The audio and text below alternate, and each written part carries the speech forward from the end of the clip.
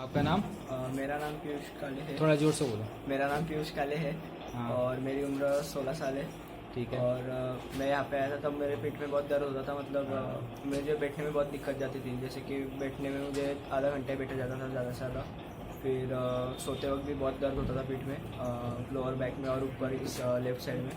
तो फिर यहाँ पे आने के बाद मैंने सर से बात की, फिर उन्होंने मुझे एक्सरसाइज बताई कुछ और ट्रीटमेंट शुरू की। तो फिर वो कोर्स होने के बाद अभी मुझे अच्छा खासा रिलीफ हुआ है 70-80% तक। अब मेरी जो बैठने की मतलब कैपेसिटी वो भी बढ़ चुकी है। और सोते वक्त भी मुझे अभी ज़्यादा पीठ में दर्द नहीं होता है और अच्छा रिलीफ हो गया है, ठीक है। मतलब 70-80% अच्छा रिलीफ मिला है। सेटिस्फाइड हैं आप ट्रीटमेंट से? हाँ। Okay, thank you.